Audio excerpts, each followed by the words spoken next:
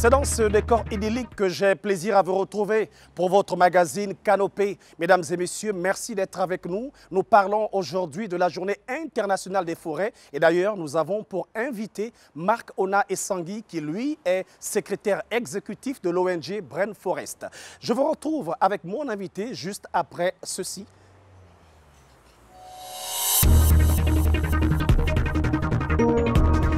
Merci d'être avec nous, mesdames et messieurs. Nous sommes avec notre invité que nous vous avons annoncé à l'entame de ce magazine, Marc Ona Essangui. Il est avec nous. Marc, merci d'avoir accepté notre invitation. C'est moi qui vous remercie.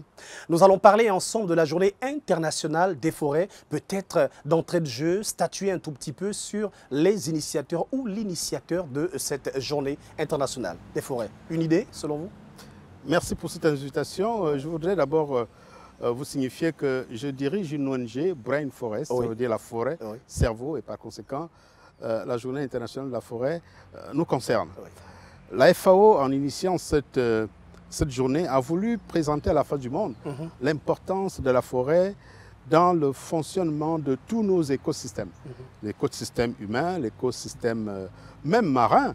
Et vous êtes d'accord avec moi que l'oxygène que nous respirons est issu de toutes ces plantes qui dégagent cet oxygène. Et nous rejetons le gaz carbonique qui nourrit les plantes. Donc ces échanges sont importants pour la survie des espèces vivantes sur la planète.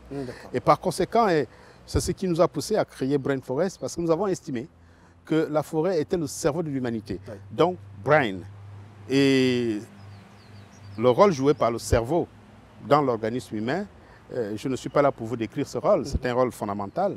Et c'est ce même rôle fondamental que la forêt joue pour la survie de l'humanité. Et donc, quand la FAO décide de décréter cette journée, il faut voir deux symboliques. Il y a la symbolique de la survie de l'espèce, Oui. en termes de créer un environnement propice au fonctionnement de notre organisme. Mais il y a aussi cette forêt qui crée l'agriculture. C'est-à-dire c'est en détruisant la forêt qu'on crée des éléments capables de nourrir notre organisme. C'est-à-dire ce n'est pas l'esprit, c'est le corps qu'on nourrit. Ouais. Et cette dualité en termes de symboles est importante pour l'humain, pour les oiseaux et pour toutes les espèces vivantes. D'accord. Mais on se rend bien compte quand même que cette année, ou je veux dire cette journée, a vu le jour depuis des années, depuis belle lurette, allais-je dire, puisque c'est vers 1970, si on a bonne mémoire que la journée a été simplement instaurée. Et on se dit quand même que vers ces années-là, les questions de la forêt, est-ce que la forêt était-elle déjà menacée? Ou bien à ces époques-là, l'opinion nationale et internationale avait déjà constat comme quoi la forêt pourrait être menacée dans les années à venir? Je crois que ce qu'il faut voir dans le décret, disons l'institution de la Journée internationale des forêts, Ouais. c'est le sens qu'on donne, c'est le symbole, c'est l'importance qu'on accorde à cette forêt. Par le passé, nous avons connu des grandes destructions. Vous avez par exemple des incendies qui ont dévoré Ouais. certaines grandes forêts. Ouais. Vous avez des projets industriels. Quand vous allez en Europe, quand vous allez en Occident, vous avez du mal à croiser des grandes forêts comme en Afrique, tout simplement parce que la révolution industrielle a mis à nu, disons, a menacé cet espace, cet écosystème forestier qui est important pour notre survie. Pour l'humanité. Pour l'humanité. Alors, donc la révolution industrielle a porté un coup fatal Très bien. aux vieilles forêts de l'Europe, de l'Amérique et de l'Asie. Il ne reste que deux poumons de la planète, c'est ce qu'on dit traditionnellement, l'Amazonie et les forêts du bassin du Congo. Alors, je crois que l'appel a été lancé pour faire survivre, pour sauver ces grands poumons, parce que si on venait à détruire la forêt de l'Amazonie et la forêt du bassin du Congo, je pense qu'on va se retrouver dans une situation désertique. Quand vous survolez le désert du Sahara, et si on vous dit, on vous apprend que cet espace était couvert de forêt, vous avez du mal à croire. Oui, on n'en revient pas. On n'en revient pas. Oui. Et pourtant, la forêt a bel et bien couvert cet espace désertique énorme. Mais comment en est-on arrivé là? Vous avez des raisons purement climatiques et vous avez aussi des raisons anthropiques qui ont poussé à ce que la forêt puisse disparaître. C'est pour un peu anticiper ce type de catastrophe qu'on est obligé, au niveau du système des Nations Unies, de décréter ce type de journée. Et quand les Nations Unies décrètent ce type de journée, bien sûr, des États membres abondent dans le même sens. Et c'est ce que le Gabon a fait. D'accord, ok. Et le Gabon, justement, on va revenir sur le plan national. Le Gabon, en quelle année exactement, selon vous, adhère ou encore adopte cette bonne initiative, selon vous? Quand les journées au niveau des Nations Unies, quand les journées sont décrétées, ce ne sont pas comme des résolutions. Des résolutions attendent que la ratification au niveau des parlements soit effective. Je pense au niveau des journées, une fois que la journée est décrétée au niveau du système des Nations Unies, tous les pays membres adhèrent à cette journée. C'est le cas du Gabon.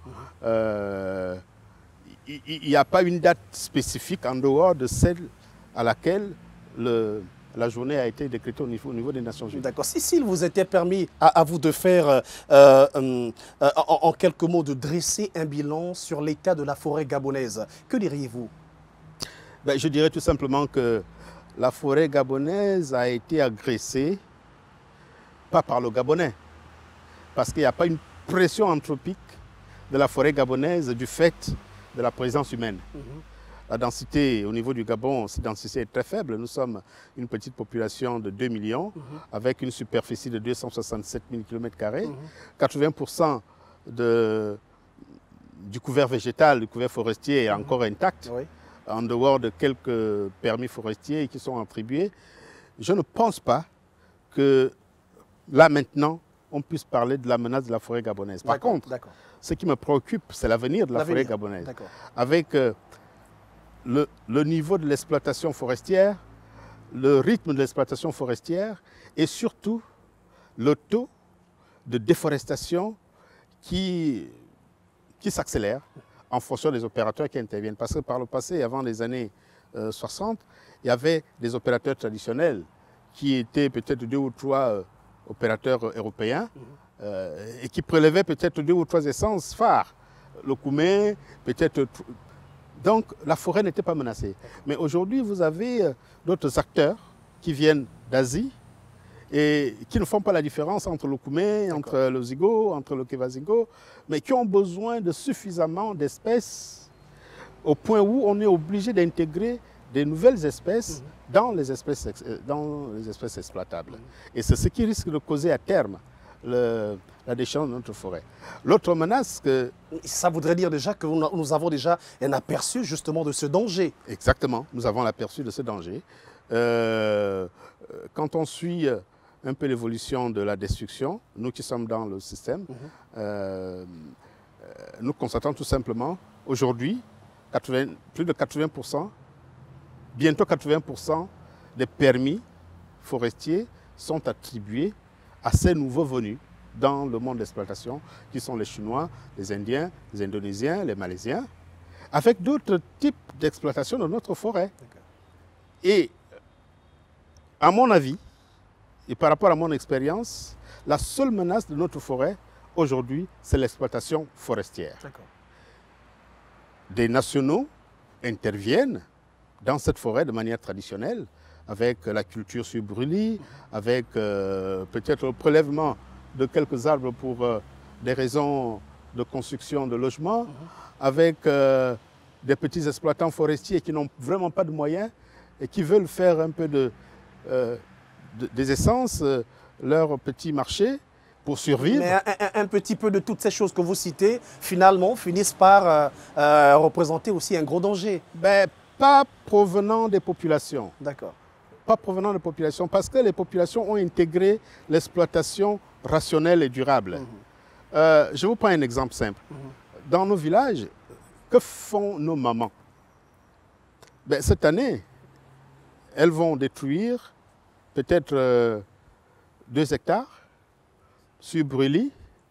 L'année suivante, ben, ils laissent en jachère. Elles se déplacent sur un autre espace. Ouais. Ils attendent et ça tourne ainsi.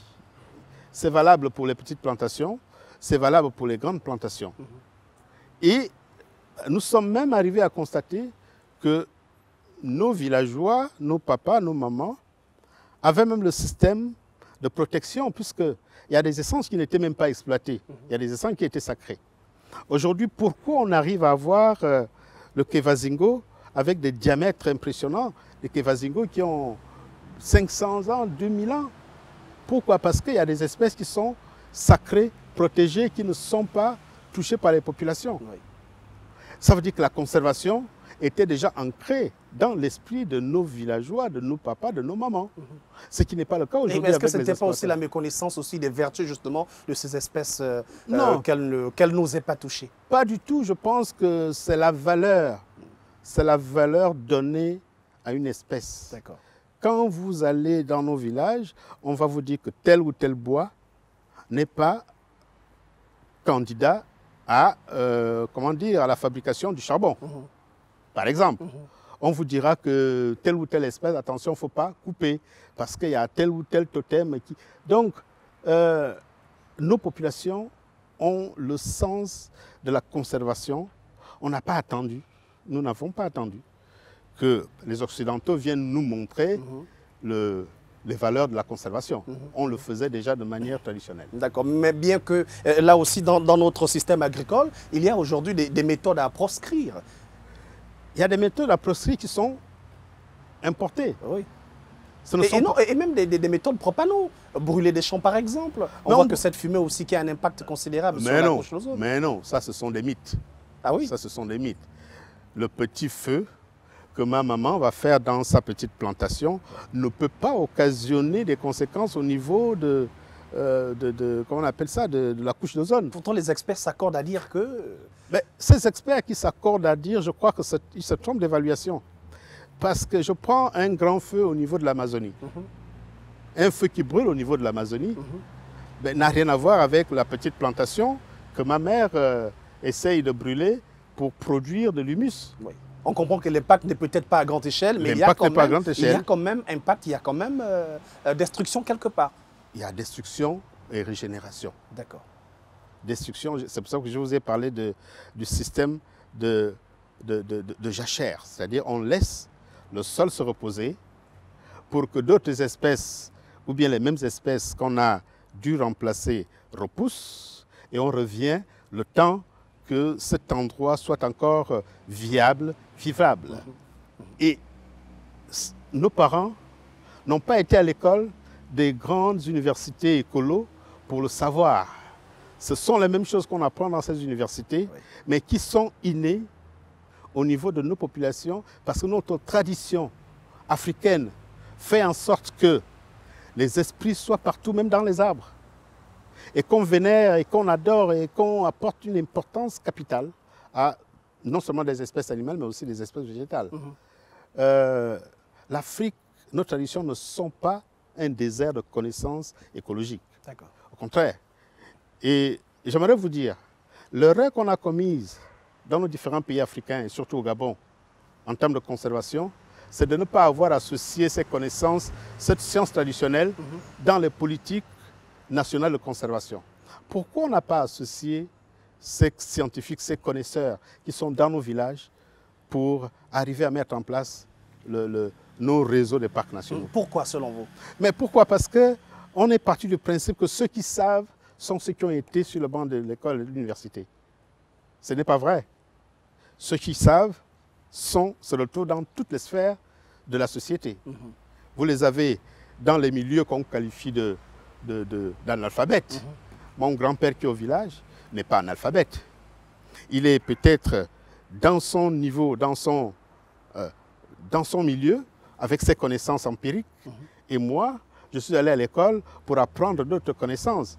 Mais il est évident qu'on peut se retrouver quelque part. Il y a quand même une intersection quelque part. Sinon, complémentarité. Mais bien sûr. On peut se compléter. Bien sûr. Oui. Alors, au regard de tout ce que nous constatons aujourd'hui dans nos forêts, mais également aussi à l'écoute de tout ce que vous venez de nous dire, peut-on se dire, sans se tromper, que soit le Gabon est un bon élève, puisque quand même, on fait le constat quand même que destruction énorme, il n'y en a pas encore tellement, les dangers ne sont pas présentement là à noter, mais dans l'avenir, on pourrait justement se retrouver comme ces nations aujourd'hui qui ont presque les mains sur la tête. Je ne suis pas dans la logique de donner des points, des bons et des mauvais points. D'accord. Je suis dans la logique de dire, ce qui se fait au Gabon, c'est fait à l'échelle du Gabon. Si vous récupérez ce qui a été fait au Gabon, ce qui a été réalisé au Gabon comme effort pour préserver nos écosystèmes, mais vous les transportez dans un pays comme le RD Congo, qui fait partie aussi du bassin du Congo, c'est du pipi de chat. Prenez ces efforts, vous les déposez au niveau du Soudan, c'est du pipi de chat. Il n'y a pas de, personne ne voit exactement les résultats. Vous prenez la même chose, vous déposez en Guinée équatoriale. Oui, on va commencer à regarder parce que c'est presque la même superficie. Enfin, pas presque la même superficie. Donc ça va être visible. Idem pour le Congo-Brazzaville et le Cameroun. C'est tout simplement pour dire que chaque pays met en place des mesures ou bien des politiques écologiques qui cadrent avec son environnement. Il y a un aspect que nous n'avons pas abordé dans la première partie, enfin, disons votre première question, c'est la préservation de la médecine traditionnelle. Que ce soit au niveau de la médecine moderne ou la médecine traditionnelle, les molécules proviennent de la forêt. Les molécules proviennent de la forêt. Nous sommes en pleine pandémie Covid-19. Il y a eu tout un débat autour des plantes comme l'artémisia et bien d'autres. Ben, le débat porte sur les molécules issues de nos forêts.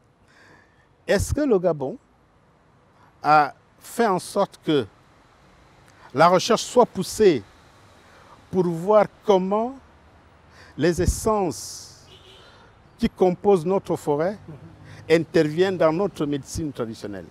Est-ce que le Gabon a suffisamment exploité les produits forestiers non ligneux pour que ces produits forestiers non ligneux, l'exploitation de ces produits forestiers non ligneux, puisse être une source non seulement de richesse pour les populations, mais aussi une source de revenus pour l'État?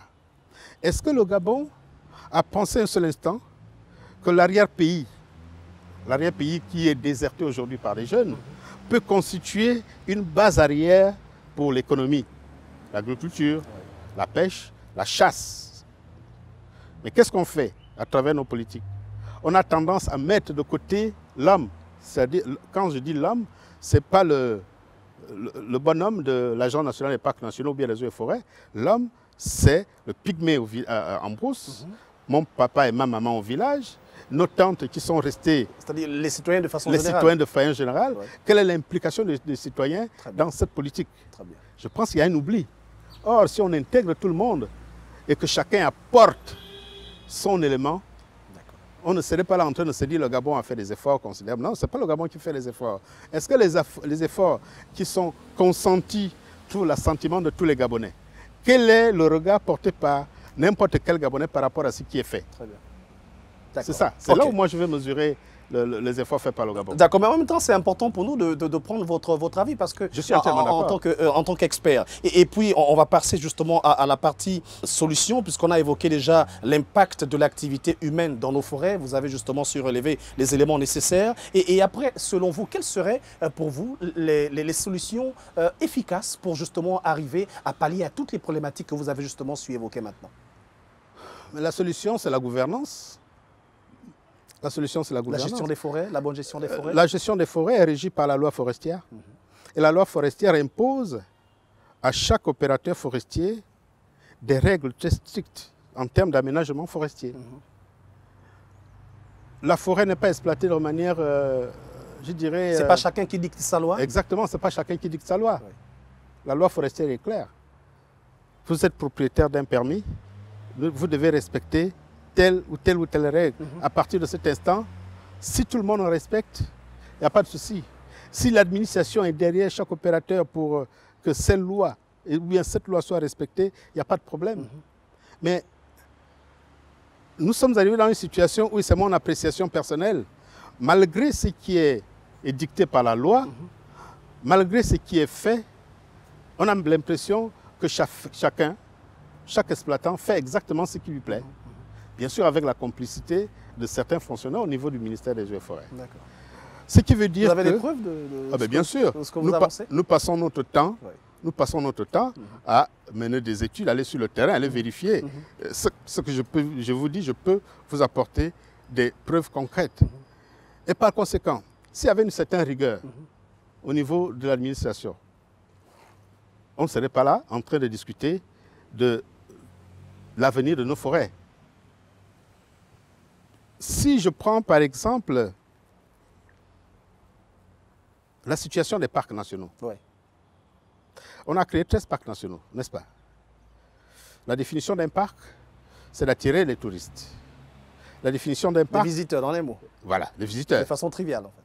Oui, les touristes. Les touristes peuvent être les touristes nationaux, comme on peut avoir les touristes internationaux. Donc, quand moi, je décide d'aller visiter le parc d'Akanda à côté, ben, je suis gabonais, je dois aller passer mon temps là-dessus. Je suis aussi touriste. D'accord. Mais malheureusement, ces parcs qu'on a créés, ça fait plus de 10 ans, n'attirent pas des Gabonais. Je dis bien, je commence par les Gabonais. Parce que quand on crée des structures comme des parcs nationaux, on pense d'abord à ce que ces parcs peuvent rapporter, non seulement au niveau du citoyen, mais aussi au niveau des caisses de l'État. Très bien. Mais aujourd'hui, faites le bilan, ça n'a pas marché. Mais à l'international, on vous dira, le Gabon a créé 13 parcs nationaux, c'est tout. Est-ce qu'il suffit de mettre sous cloche 10% du territoire pour dire qu'on a fait quelque chose? Oui, on a préservé. Mais à quoi c'est la préservation si cette préservation ne profite pas à l'État? Qu'est-ce qui doit être fait de façon concrète selon vous? Ce qui doit être fait, c'est ce qui a été écrit quand on a décidé de créer des parcs, c'est-à-dire créer des zones qui attirent et les Gabonais et les étrangers, et que ces zones-là puissent rapporter des revenus pour les populations locales et pour l'État. D'accord, mais je pense qu'à ce sujet aussi, on a eu une solution. Il y a l'aspect des forêts communautaires aujourd'hui pour les populations. Mais les forêts communautaires, c'est pour l'exploitation forestière. D'accord. Ça veut tout simplement dire que quand les populations ne peuvent pas bénéficier des permis traditionnels, ben, ces populations peuvent jouir des forêts, comment dire, des forêts mitoyennes. C'est pour ça qu'on a créé des forêts communautaires. Parce qu'il faut partir du principe que nous sommes traditionnellement des enfants de la forêt. Et par conséquent, moi, quand je vais chez moi en Ngou, je sais que mon père m'a laissé une partie de la forêt inviolable. Même les voisins de la famille ne peuvent pas aller violer ma forêt, la forêt que mon père m'a laissée. Ouais. C'est idem, c'est la même chose pour le gouvernement. Il est clairement dit que la forêt appartient à l'État. La forêt appartient à l'État, mais l'État c'est qui? Donc vous avez des choses qui doivent être respectées.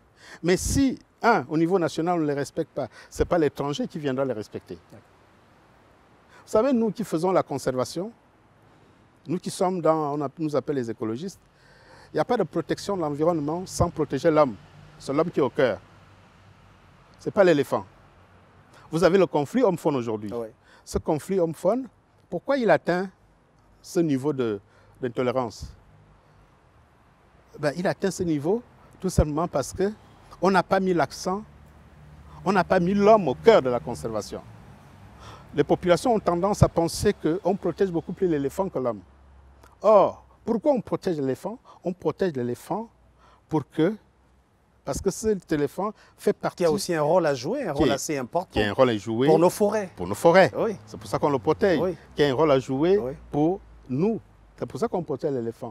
Mais si on met l'homme à côté, c'est-à-dire, à la limite, on brime l'homme, on fait semblant de protéger l'éléphant, et on ne prévoit rien pour l'homme, l'homme aura envie de croire qu'il n'a pas sa place. D'accord, très bien. Et par conséquent, il va se retourner contre l'éléphant. D'accord, très bien. Merci beaucoup, Marc Onao-Sangui. Mais avant de partir quand même, vous posez la question, puisque nous sommes restés tout cet entretien sur la Journée internationale des forêts, vous en tant qu'organisation de la société civile qui lutte énormément pour les questions de droits de l'homme, mais surtout pour cette thématique, qu'avez-vous fait exactement pour cette journée? Il y a eu une action menée de la part de votre organisation? Nous célébrons la journée des forêts tous les jours dans notre organisation, puisque nous sommes Brain Forest. Nous sommes constamment sur le terrain. Nous allons à l'encontre de tout type d'exploitation illégale. Nous allons rencontrer les populations qui sont victimes de cette exploitation illégale, nous sommes en train en ce moment, d'organiser cette population pour que les cahiers de charges contractuels qui lient les opérateurs économiques et les populations, que ces cahiers de charges contractuels soient accompagnés des réalisations concrètes. Et ces réalisations concrètes qui sont contenues dans ces cahiers de charges. Mais malheureusement, l'administration ne nous accompagne pas dans cette opération. Mais nous le faisons tous les jours. Donc nous célébrons la journée des forêts tous les jours. Très bien. Merci beaucoup. Ainsi se referme ce magazine Canopée. Nous pensons vous avoir édifié sur la Journée internationale des forêts. Nous vous donnons rendez-vous très prochainement sur votre chaîne. Merci et à très bientôt.